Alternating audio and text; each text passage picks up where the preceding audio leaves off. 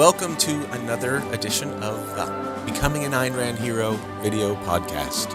I'm Mark Michael Lewis, the profitability coach, and the Becoming an Ayn Rand Hero podcast is about applying and understanding the ideas of Ayn Rand in the context of living an actual thriving life in your real world, in your real life.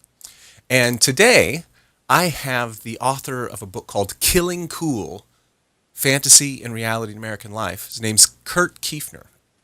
And I actually met him on Facebook through a number of common friends that we have who are interested in philosophy and human thriving and Ayn Rand. And when he came out with his book earlier this year, I read it with some fascination. It's got some great ideas about what it means to create your life. Who is it that you think you are? What is it that you think the world is? And do you approach it kind of from a fantastic perspective, like the world is a fantasy, it's a projection of your mind? Or do you approach it as reality, such that you can build an authentic relationship with it rather than a stylized, cool relationship with reality and what that means for yourself and the world? And I got a lot of value from it. And so I wanted to talk with Kurt today about Ayn Rand and Ayn Rand's heroes and books and how they've influenced Kurt in terms of his worldview, his life experiences, and what he considers to be important. So welcome, Kurt. Thanks for coming on my show. Well, thanks for having me, Mark. Yeah. I thought I'd start off by saying, what is your relationship with Ayn Rand? How did you come to discover her? What have you read? What do you think about her? How does she fit in your life? Well, a friend introduced me to her in high school, and I had kind of a high school fling with her, and then I drifted away from her in college, and then when I was, I guess, a junior in college, I started looking at a book that was written against Ayn Rand called With Charity Toward None. And it was written by a college professor. And he was attacking Rand on all points. Although he was impressed by the breadth of her system, he just thought it was a magnificent failure. And as I went through the book, I realized I could refute him at every point. Now, it took me a long time to do it. When the first time I fell in love with Rand, it was a matter of maybe a month. But the second time, going through and examining point by point, it took me probably a year or more. And I felt, and this was after having studied philosophy in college, I felt I had a much deeper appreciation of what she was about, and it was much less sort of superficial and based on just the attraction of her wonderful novels. Mm-hmm. So you were familiar with her, and then you read a book critiquing her, and that, in recognizing the, for lack of a better term, the flaws, the mistakes, the incompletions in that book, that reoriented you to study her more and to get back into her work. Is that right? That's right. That's right. Oh, how cool. How cool. Yeah. Yeah. Oh, okay. Well, so you bring up, you could say, two different parts of the Ayn Rand world from my experience. The experience of reading Ayn Rand or encountering her. On the one hand, there's her novels, which are, some people hate them. Some people say, oh, that's horrible writing. I personally find them to be extraordinary examples of literature. I've absolutely love them. And the characters and the plot and the character development as the realities stylized into a novel play out, and you get to understand human existence, human consciousness in the process. And then on the other side, you could say her philosophy, which is actually a technical philosophy that has specific and well worked out ideas in terms of metaphysics and epistemology and ethics and politics and aesthetics. Right? And Right. and it sounds like you could say the first you read her and you enjoyed her novels, her characters, and then you got into the philosophy side of it. First, to talk about the novels and the characters. I'm guessing, I'm betting that since that time you have read or reread her novels since college. Is that a fair guess? Oh yes, I've reread at least the Fountainhead. I don't know, probably a dozen times. That's my favorite of hers. Mm-hmm. And then I've read Atlas probably 4 or 5 times. One thing I've done on the later readings is I've gone through and tried to spot the literary motifs in addition to the philosophical ideas and just the great story. So I have great fun. My copies are marked up with, for example, notes on how many times Howard Rourke is associated with the sky, which is a recurring motif in the novel. Mm-hmm. And Dominique is associated with water. So, people who think that Rand is not a good writer are not paying attention to her use of literary techniques. She's quite sophisticated. So yes, I have reread them. I'm not a big fan of the other two novels. I mean, I like them, I suppose, but really, We the Living. yeah. I don't know if I've reread We the Living more than once. It's just so sad. The setting is kind of dreary. I know Kira is an inspiring character, but I just couldn't get past the Soviet setting. It's just, ugh. Yeah. So we won't talk about We the Living. I will say that the dreariness of the Soviet setting. I also found the novel very depressing, inspiring but depressing in a particular way. I got a sense for what it would be like to live under a totalitarian, ideological, propaganda-based society. Through reading that book, I got a sense for the lived experience of communism or socialism.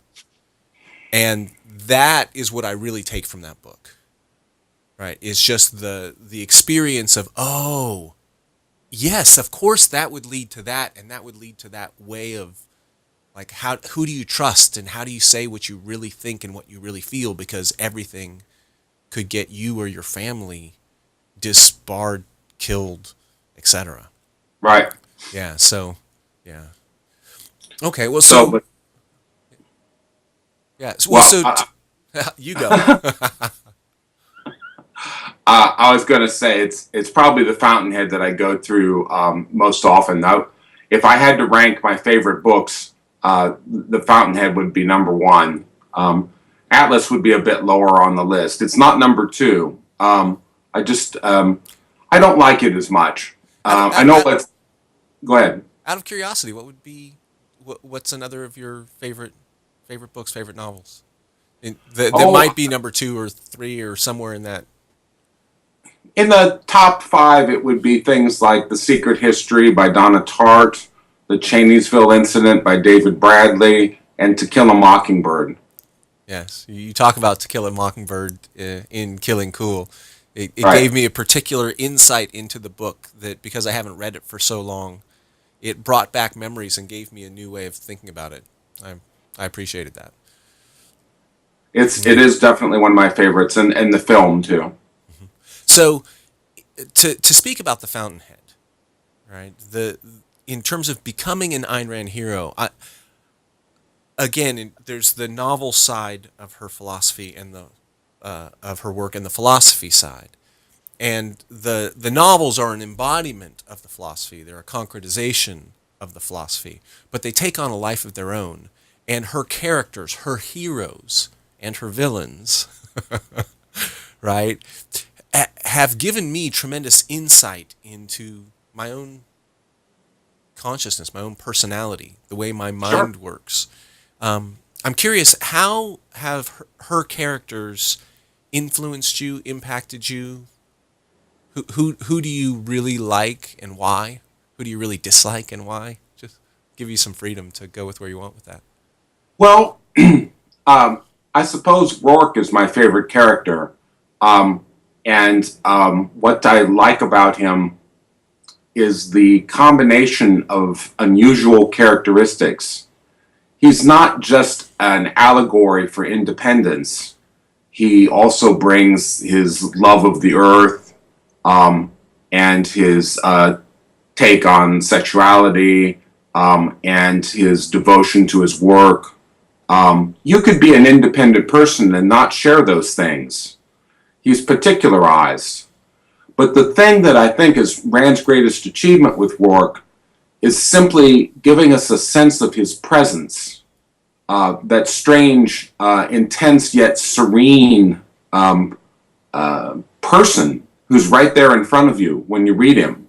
It's so rare to have a character who really leaps out from the page like that. And I always wish for more serenity in my life, combined with purpose and passion, and that's a hard thing to achieve.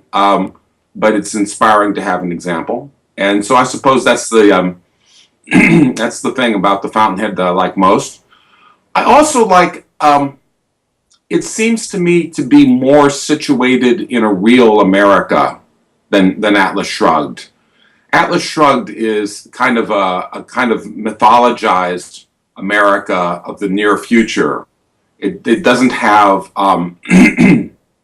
it doesn't seem to me to have a lot of the touches that the Fountainhead has. When I read the Fountainhead, I feel like I'm more in real New York, whereas Atlas Shrugged is kind of Ayn Rand's ideal New York.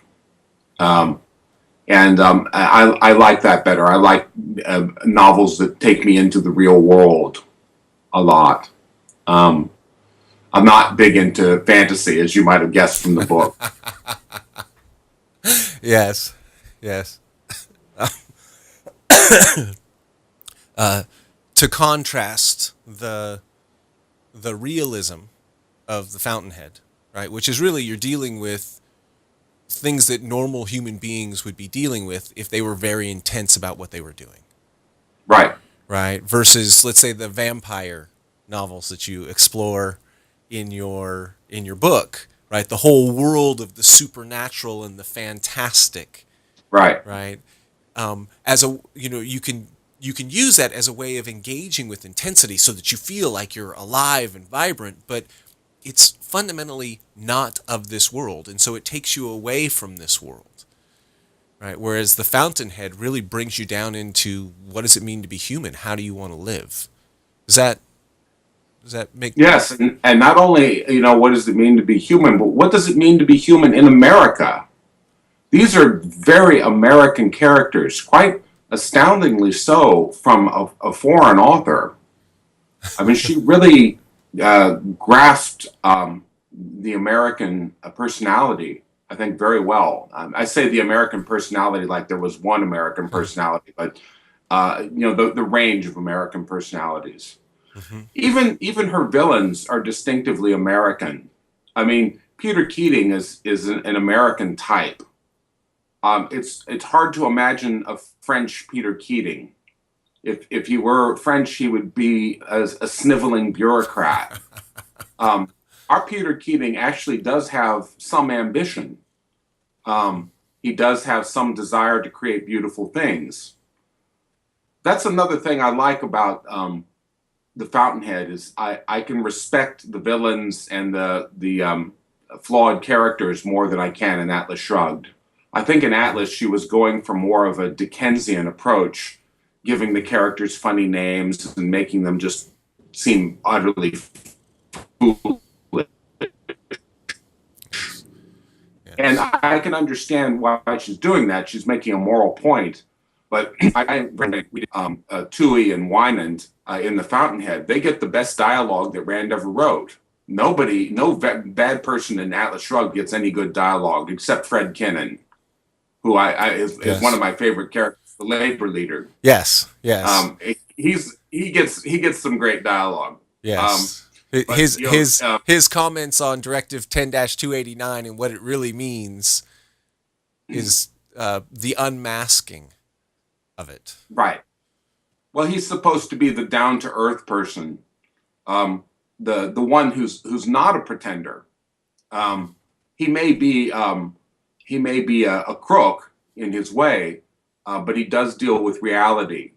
I mean, to the extent he's not evading the wrongness of what he does. He's much more reality oriented. He's very He, realpolitik, accept what it is you're doing. yes, Yeah. yes, Whereas many of the characters in Atlas Shrugged, the villains are not only, you could say, evil, except for Floyd Ferris knows what he's doing. Uh, most of them are also self-deceiving. yes, that's true. Whereas both, Ferris is the Tui of Atlas Shrugged, but he doesn't have Tui's sparkling wit. So he's not as much fun to spend time with. Um, Tui is one of Rand's greatest creations. I think I remember her saying somewhere that it was very painful to write him, but she does a magnificent job. He's utterly hilarious. In addition to being, of course, just incredibly malevolent. It's a fascinating combination. He is as distinctive in his own way as Rourke, and I think it's a richer novel for it. yes, agreed, agreed.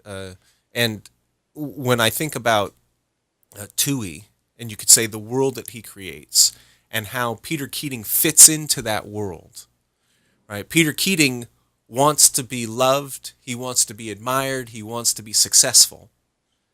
He doesn't have the discipline and the talent to make that happen, and he's not willing to discipline his own talent and build from whatever skills he has. And so I like to think that um, if he had been given the hard knocks that he eventually gets at the end, you could say from Howard Rourke, after at the end of the novel, when Tui has when Keating has like come to face what a you could say what a failure he is as a human being, and he takes up painting. I'm sure you remember this, and Oh yes, he brings his work to Rourke, right? And it was like if he had done that at the beginning of his life, he could have developed real talents rather than developing fake talents, so that he could create a fake life for which he was admired, right? And right. when I was reading Keating Killing, is the best example. yeah, when I was Go reading ahead. Killing Cool, right? I really thought about Keating as the ultimate pretender, right? Someone who creates a false self so that he can get false admiration and tries to live in that, tries to get true satisfaction from the false admiration that he's garnering, right? But Yes, and how hollow that ultimately is. I think Keating is Rand's best example of a pretender. Um, the thing is, Keating knows sometimes that he's just manipulating people, but he really does want to be the great architect, capital G, capital A. Um, he has a fantasy ideal, and he really does try to believe in it. He's not like Tui, who's completely self-conscious of his manipulative nature. He knows Tui knows exactly what he's doing. Keating doesn't. Keating deceives himself, and that's much more in line with the character types that I deal with in Killing Cool. I don't think that uh, Americans who are having trouble realizing their ideal are generally bad people, or at least they're not evil people.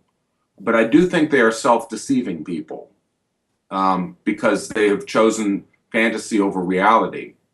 But this is a choice I think most of them made when they were so young that they didn't know what they were choosing. So they're not entirely to blame. It reminds me of something that Rand said about religion. The problem with religion is that it teaches children how to lie before they know how to tell the truth. Pause for a moment. I do not remember that line, and that is the economy of expression in that line is enormous. Yes, it's from one of her journals. And I think that that's the problem with religion, but also with pretenderism.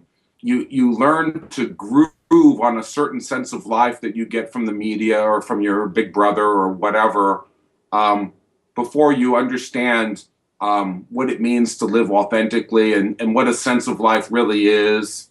I mean, no 6-year-old understands those things. Uh, if our culture were more healthy, we would be more channeled into an authentic direction, just by children's literature and the behavior of adults and whatnot.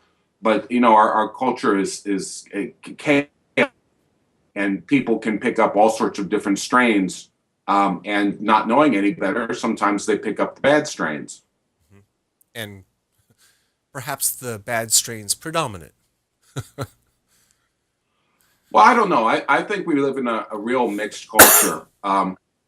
I think it's wonderful in some ways. Even people on the left admire Steve Jobs, and I've seen the work of a lot of photographers whom I think were probably um, um, had some bad artistic principles, but they still adore skyscrapers.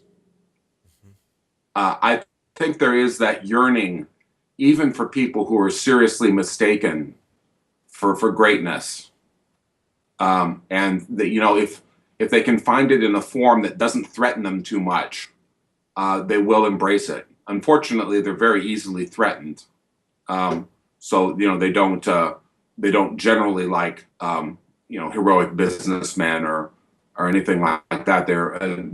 They tend to just fall back on their uh, altruistic bromides and think that they're just a. Yeah, yeah. In Killing Cool, you talk about style, and that there's a competitiveness, right? To try to be in tune with the esoteric zeitgeist. These are your words, right?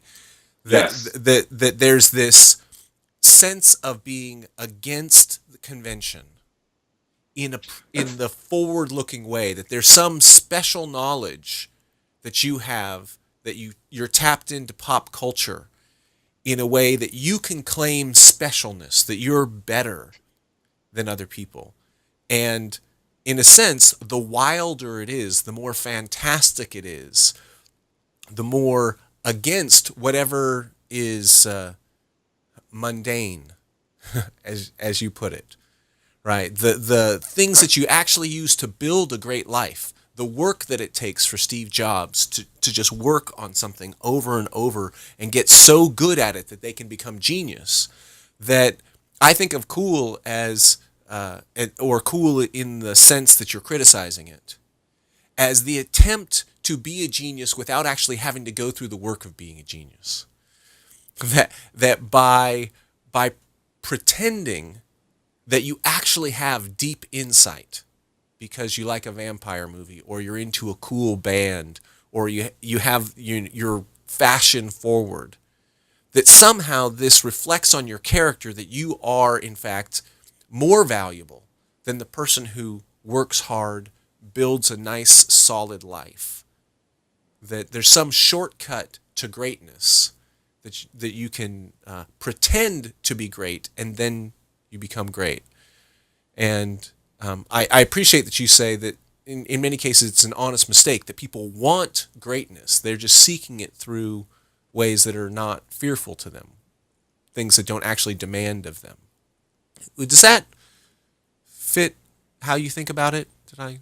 Yes, I think that was a very good analysis of especially one kind of coolness, the sort of coolness of alienation that really wants to be out there and edgy and whatnot.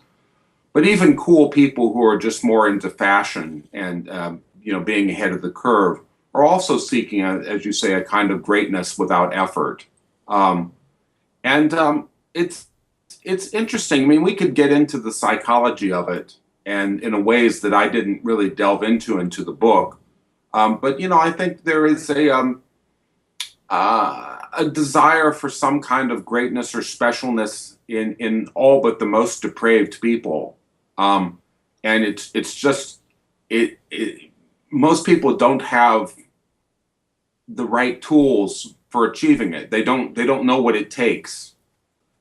But they don't want to be a nobody, so they just grasp at whatever's at hand and use that. And that can be anything. That can be identifying yourself with your favorite sports team. You know, the Yankees are great, so I'm great because I love the Yankees. I mean, some people actually think that way, and that's all they've got. And you know, sometimes I'm a little worried that in trying to strip away people's fantasies, I'm taking away from them all they've got. But I think it's possible, even on a more modest scale of achievement, to build a genuine greatness. That's what I talk about in the last essay, a kind of greatness of awareness. You might not be a Steve Jobs, but you'll really be present and attuned with your own insights. You know, one of my favorite illustrations in the book was I talk about old people. Old people often lose their inhibitions about speaking their mind, but even more, I think they lose their inhibitions against having distinct impressions. They're no longer trying to march to the same drummer as the rest of us, and they just let their own quirky ideas about what the world is like come out. And my point is, why should you wait until you're old before you're that way? You know, why can't you tap into your own distinctive impressions of the world? You know, everybody would be special that way because the world is so complex that we could each have our own distinctive take on it, and all of us be correct because there's enough of the world to go around for everybody. Yeah, and you can be your authentic self, right? Who you really are, what you really think. And I like to say that reality is infinitely deep in all dimensions, right? When you actually look at reality, no matter where you look at it, it's always what it is, right? It's Yeah, right. It's deep. Whereas our fantasies, our ideals, our constructions, right, our contrivances. When you use the word contrivance, to be contrived in the book, it really struck me. Our contrivances, our ideas, are always only as thin as our thoughts, as our imagination. And so typically our ideals are paper thin compared to the depth of reality. And to be an authentic self is to exactly. be a deep self, to actually express who you truly are and to build on that, to learn to find that voice, which is, it's not given. You must find the voice. In the book, you talk about the focusing methodology or process in order to learn to find your voice, in order to learn to recognize what is it that I'm actually feeling and how do I articulate that. And then in the articulation, to get a finer understanding of what I'm feeling, what I'm thinking, what I want, so then I can then go deeper into it and find greater and greater articulations of it. That authenticity itself is a creative project. And that's where you get true greatness and depth rather than through fantasy. I agree, except I would emphasize that you get that inner depth by exploring the world's outer depth. It's like I said in the epigram of the book when I was quoting Alan Bloom, there must be an outside for the inside to have meaning. Yes. So we find out more about the world and ourselves in the sense that we are objective things in the world, yes, and other people, and let's not forget other people. Um, and by doing that, then we become deeper people. We become richer in our perceptions and our emotional reactions, and realize our true potential as people. I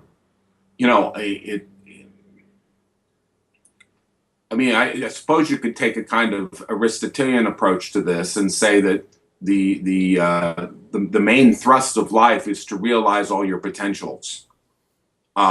And of course, nobody realizes all their potentials because you can't be a great inventor and a great baseball player at the same time. Not in the sense of a professional baseball player.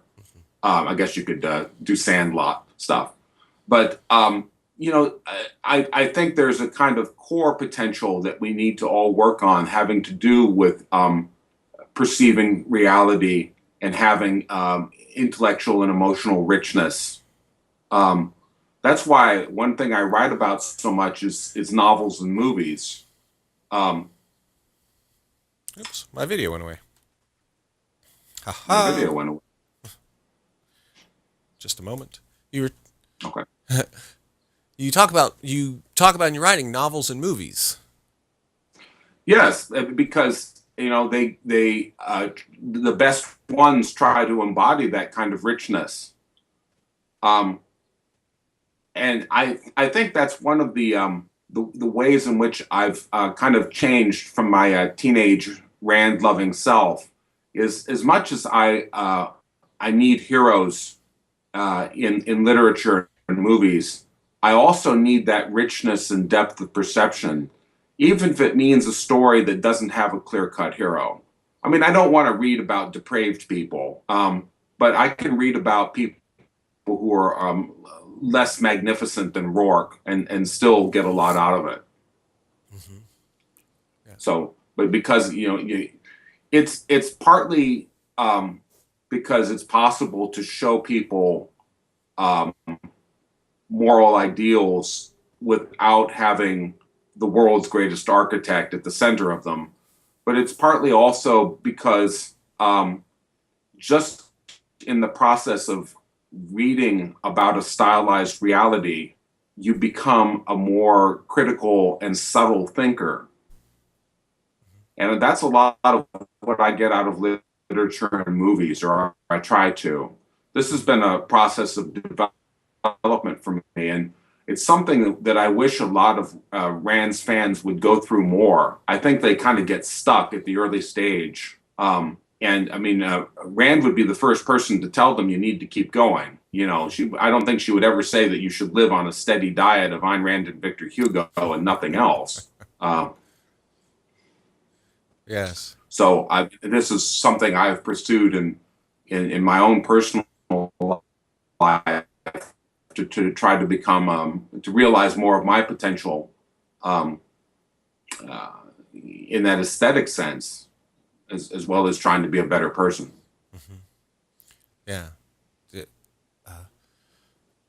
If one of the criticisms of Ayn Rand is that her characters are so sometimes they're considered one-dimensional, but they're such extreme versions of themselves.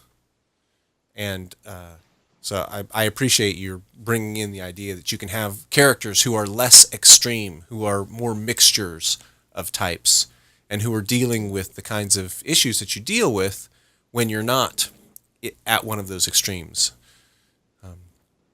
I'm Oh, thinking. sure. Go ahead. No, go. Well, I mean, I was thinking of To Kill a Mockingbird, which is a good example because almost everybody has read To Kill a Mockingbird or seen the movie. Atticus Finch, he's a very decent person, very reasonable, very authentic, but he's just a small town lawyer. He's not the greatest lawyer in the world. He's not whoever you like as lawyers. He's not Vincent Bugliosi.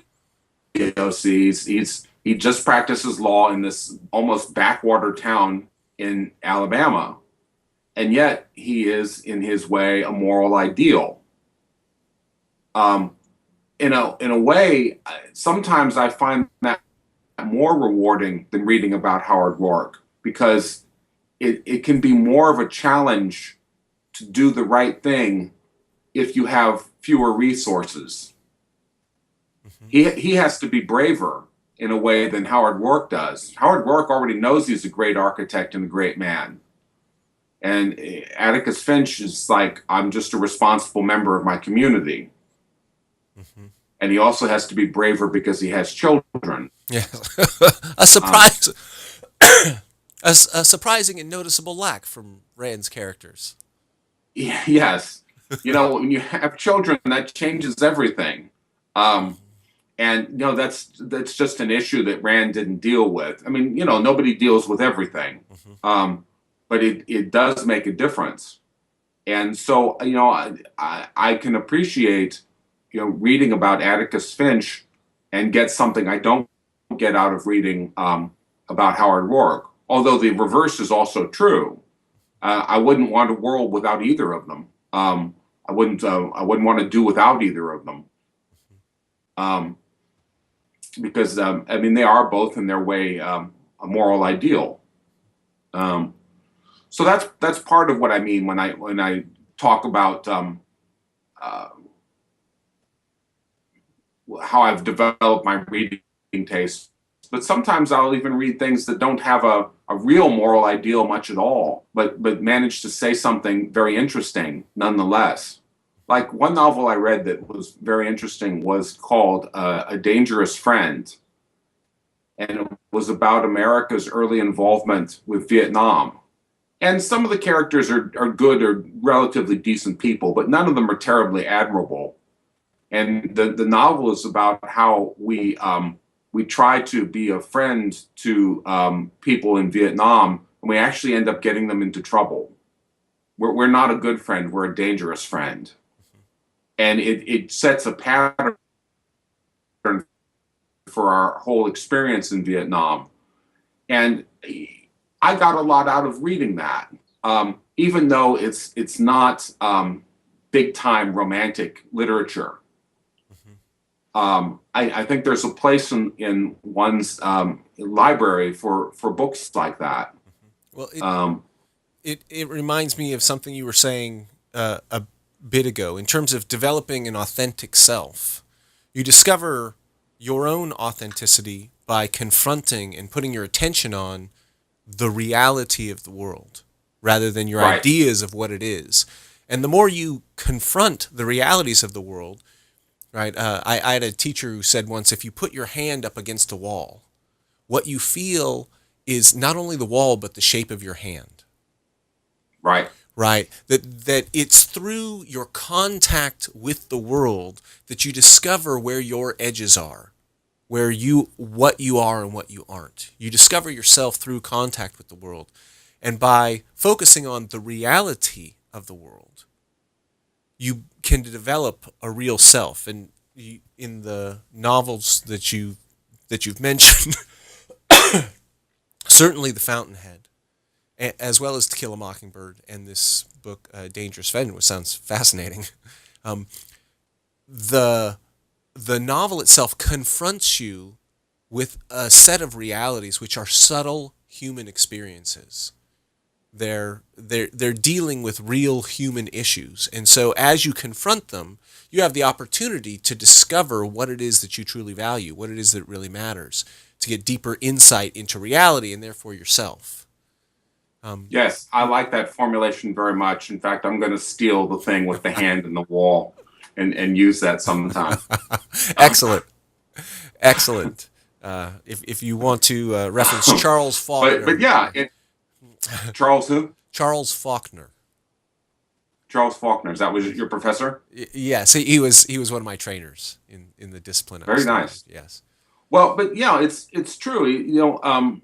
Reality does not. Reality exists separate from us, but our experience is an experience of reality in relation to us. It's like we only see color the way we see color because our eyes are constituted a certain way. The trick is in realizing that that does not falsify color. That's what it is that makes it possible for us to understand the world, is having a definite nature of our own. That's one of Rand's most important points in Introduction to Objectivist Epistemology, is consciousness has an identity, um, and that's what enables us to bring the world within our ken. And that doesn't discredit our experience as unreal because it's a No, function of our senses, right? Because it actually gives us the interface of reality. That we are actually experiencing reality as we perceive it through our senses, not distorted by our senses. Right. So I want to see us um, experience reality more by refining those senses, not just our physical senses, which we should try to refine as well, but our intellectual sense. And that's something I think that great literature and film can help us do. Um, but also, through exercises like focusing that I describe in Killing Cool, um, and an emphasis on proper philosophy. I don't delve into Rand's philosophy in great depth in Killing Cool. I did not. I was not Just trying to just the make it. just the primacy of existence. It's really it for as someone who considers myself somewhat of a Rand scholar, someone who takes her work very seriously and has for several decades. Her influence was obvious throughout the book. Right. I would say, but I was you hardly even mention her until the last chapter in the primacy of existence versus the primacy of consciousness. well. For one thing, I thought the primacy of existence is such an important premise that it deserves a book of its own. Mm-hmm. And also, I thought people when they they do philosophy or they read philosophy or think about philosophy tend to hover around the level of abstractions.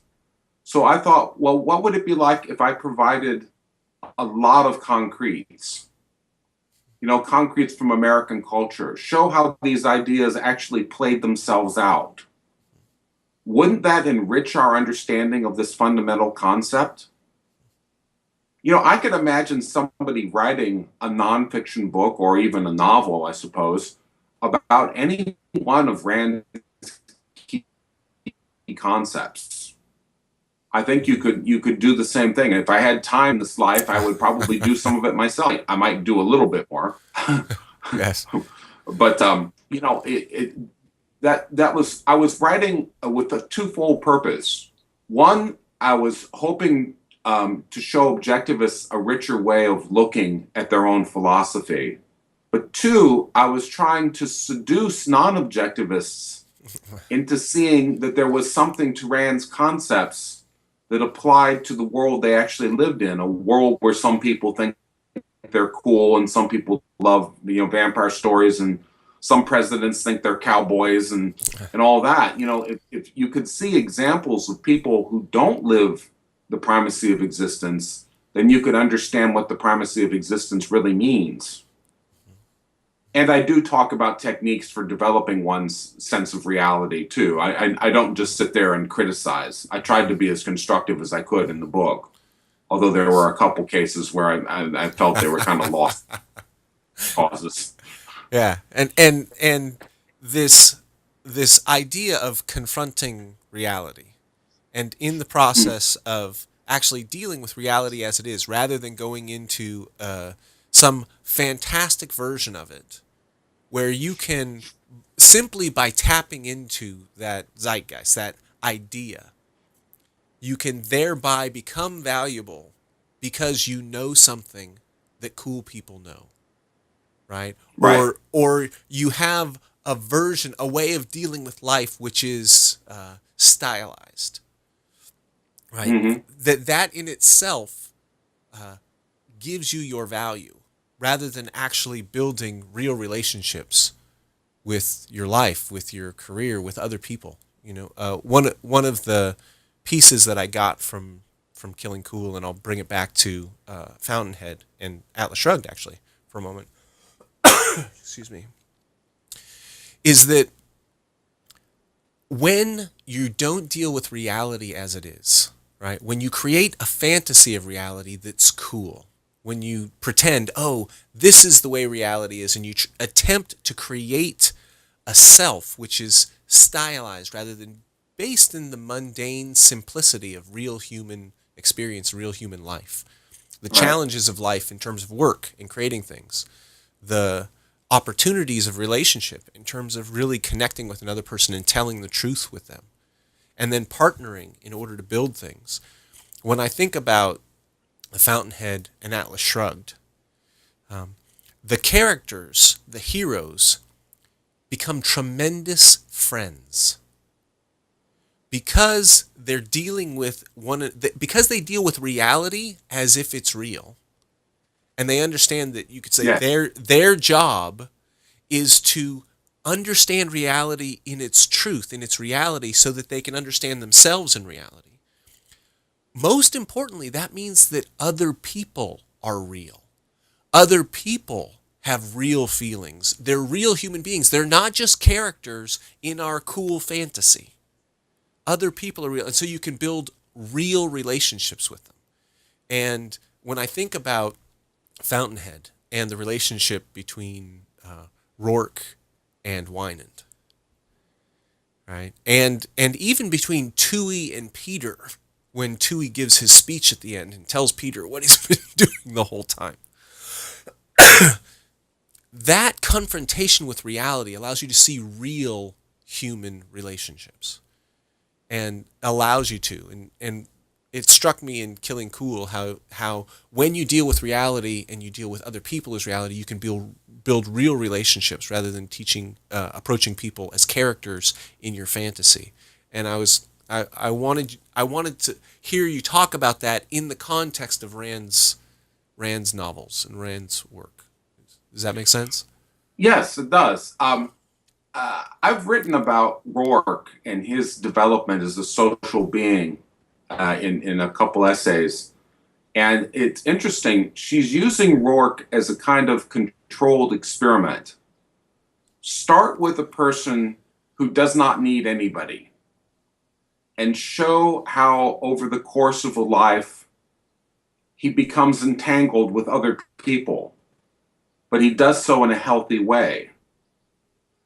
It's artificial in a sense. I mean, probably nobody is quite as independent as Rourke is at that age, but it still demonstrates a principle. You know, eventually, by the end of the novel, Rourke has a fuller range of social experience than he does at the beginning of the novel. He has learned, for example, pity for Keating, and he's learned to love Wynand as a friend. You know, one scene that I think is very illustrative of Rand's approach to Rourke is the day after Rourke and Dominique have sex for the first time. Rourke gets called back to New York by Roger Enright, Mm-hmm. and he is surprised to find that he is still thinking about Dominique. Now, come on. We're talking about a very unusual person who is surprised to find that he is still thinking about a woman he just had sex with the night before, and not casual sex. This is very deep, meaningful, passionate sex for both of them. And he is surprised that he's still thinking about her because he still hasn't become engaged. We're watching him in the process of becoming involved with other people. See, one of the mistakes that not only Rand's critics make, but also Rand's admirers, is they think Rourke doesn't change. Rourke changes quite a bit during the course of the story. He really grows up. He doesn't start out as the ideal man. He's a little bit too withdrawn, a little bit too Aspergery in his way. But during the course of the novel, he becomes the ideal man. He doesn't start out as an ideal man. Maybe you could say he's an ideal 22-year-old in some sense, but he becomes the ideal man by the time he's in his 30s and the novel concludes. And I think that's one of Rand's greatest achievements is the character arc of Rourke. And a lot of it has to do with Rourke and other people. Mm-hmm. He becomes wise. You know, in one of his first conversations with Wynand, he actually outflanks Wynand, who is, you know, very cynical and knowing person. And, you know, Wynand can't believe that there is somebody out there who understands him so well. This are you speaking of the scene where he says, "Oh, you want me to redraw your building?"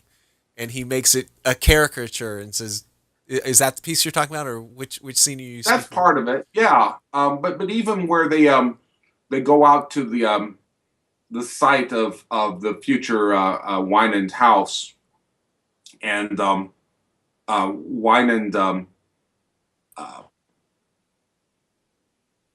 oh, I can't remember the details very well, but they're talking about the Stoddard Temple and how um, Winand wants forgiveness for it, but he really wants Rourke to let him off the hook for it. Um, Winand is just amazed that Rourke understands him that well. I'd have to go back and reread the No. scene to do it full justice, I'm afraid. Yes. But it's just, Winand is like, you've made me become obvious. Either that or you're very wise, and either one is your achievement. And that's something that Rourke at the age of 22 would not have been capable of. Mm-hmm. Rourke has learned a lot from people. We see this in the kind of montage of scenes where Rourke talks with potential clients who don't want his style of house, but want something ornate and rococo and whatnot for their houses. And he tries to reason with them. He learns something about human nature by engaging these people. It's not just a scene of Rourke being frustrated in his attempts to find clients. It's actually a scene where we find Rourke growing through his interaction with other people. There's more to the Fountainhead than even Rand's admirers think. I like that. That is my conviction. I'll take it and I'll read it with that in mind. Okay, Well, so I'll send you an essay about it sometime. oh, Just let me know where I can send please. it. I don't have it on I don't have it online right now. I only have a hard copy, but I'll eventually have it on my blog. Okay, I all have right. to scan it, and, re-edit it. Yes, yes. Well, please do, and when you get to the point where you publish it, send it to me. And when you get to the point when you publish it, I'll make sure to add it to the notes for this show. Okay, thank you. Yeah, yeah. Um, so you could say in conclusion, or heading towards conclusion for this, um, in terms of Rand's novels, in terms of her philosophy, right? What has it given you, and what would you hope that people would take from it? In terms of how you live your life, what matters to you? Well, I think maybe the most important thing that it's given to me is a realization that you have to think about life, that you can't just sort of fumble your way through it, and you can't just, grab at attractive baubles of ideas, but you actually have to investigate and prove things, that you have to be systematic about your beliefs. In other words, uh, Rand made me realize the importance of philosophy. Um, I think she does this better than most other philosophers because most other philosophers set a rather bad example How do you mean? for how they do things. They don't really question things down to the root. They don't go looking for axioms. They don't define their key principles clearly. They don't try to write clearly. Um, the philosopher whom I have the most contact with, other than Rand, is Nietzsche. Because I had a high school friend who introduced me to Nietzsche, and I read a great deal of him. Nietzsche is an utter pretender, and he goes with ideas that sound good a lot of the time, and he poses. He really is investigating a line of thought. I'm not saying that everything he does is just to be chic or anything like that. He really is trying to investigate certain premises, and he does do a pretty wide-ranging search. He's wrong most of the time, but I don't want to dismiss him completely as a lightweight. He isn't, but he's not systematic. He's suspicious of systems. Mm-hmm. He thinks that to be systematic is to falsify things. Now, you can't completely blame him because his great example of a systematizer was Hegel. And if you thought that that's what systematic philosophy was, you'd probably be suspicious of it too. The interesting thing about Nietzsche, not to get off on a track too much, Mhm. but the interesting thing about Nietzsche is he was a classic scholar. A philologist, But yes. He studied Greek yes, language. yes, Greek and Latin. Yes. And but the thing is, as much as he likes, Greek and Latin classic texts, he just adores Plato and Socrates, um, at least as important figures. He has criticisms of both of them.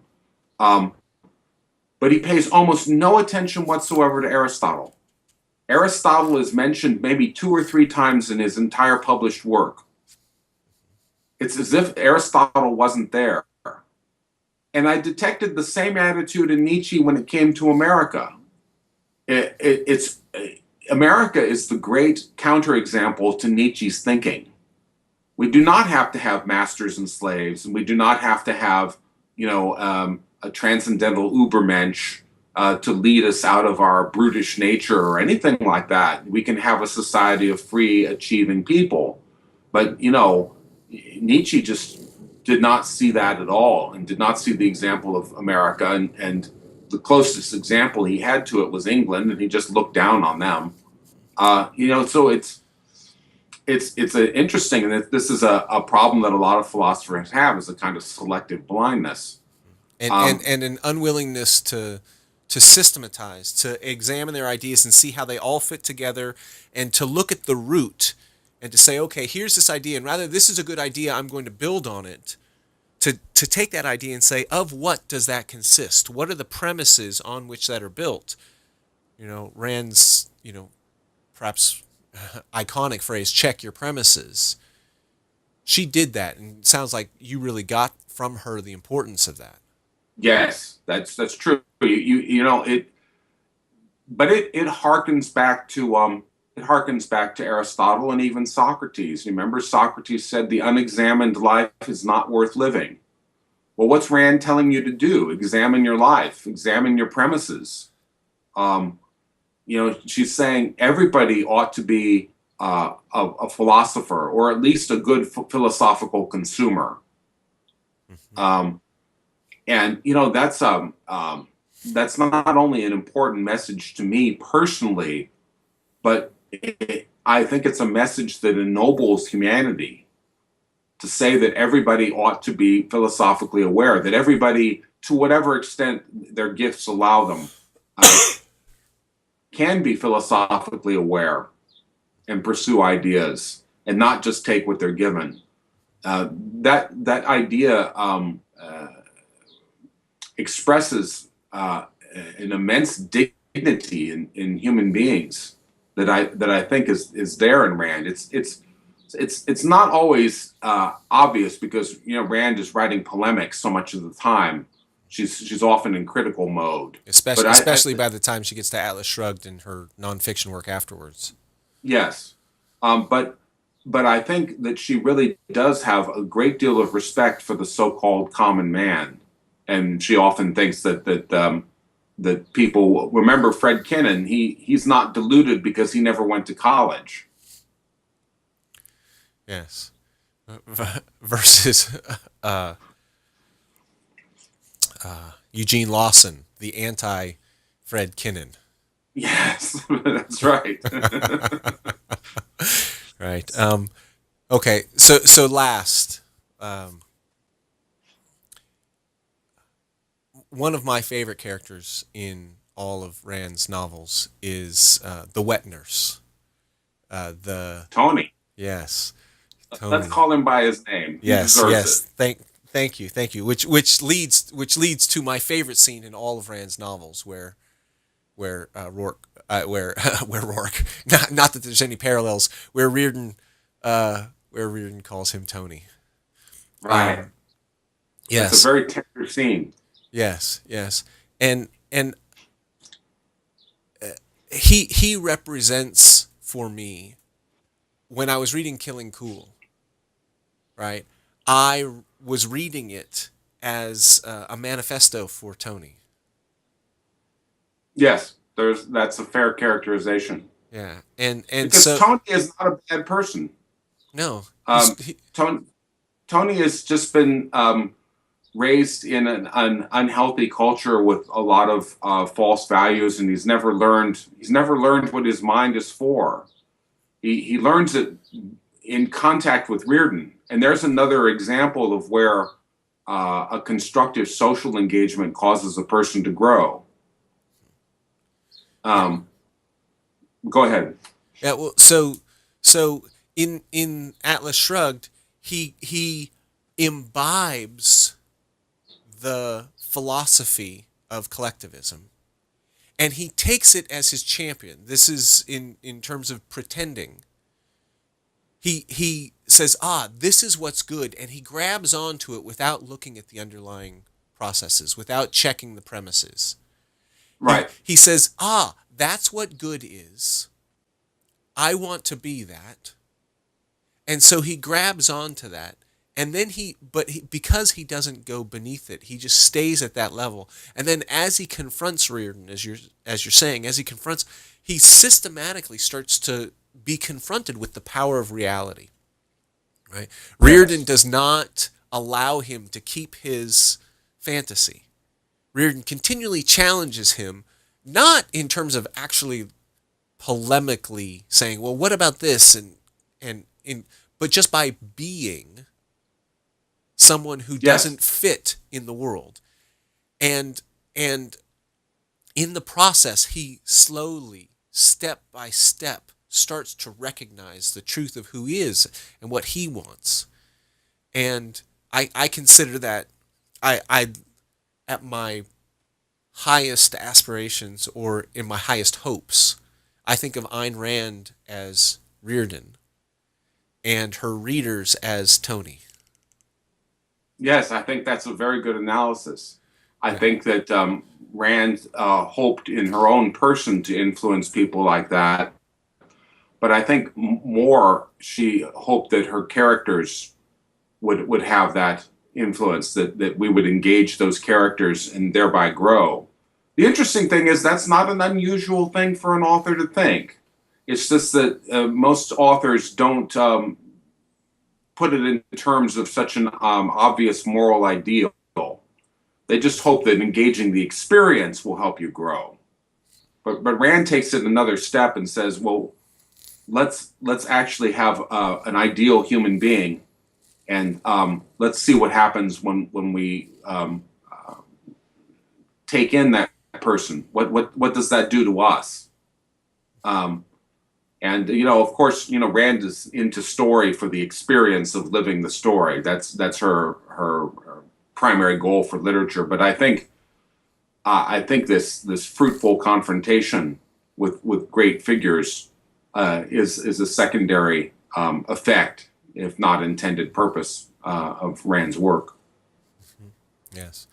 And I thank you for Killing Cool as a way of taking, again, the ideas of Ayn Rand. And again, as I was reading it, I was continually thinking about her characters and how your book helped me crystallize and rethink some of those experiences, as well as just life in general, but especially in terms of Ayn Rand, because that's one of the reasons I was reading it, was to see how, given what I knew about you, how her work fit into your work.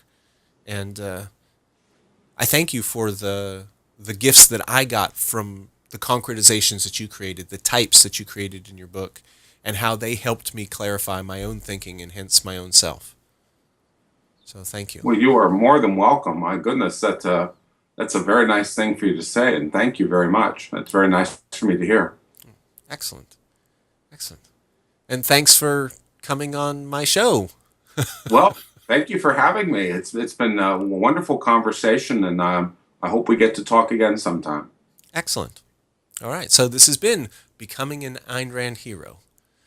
I'm Mark Michael Lewis, the profitability coach, and we're speaking with Kurt Keefner, the author of Killing Cool, and which is available on Amazon.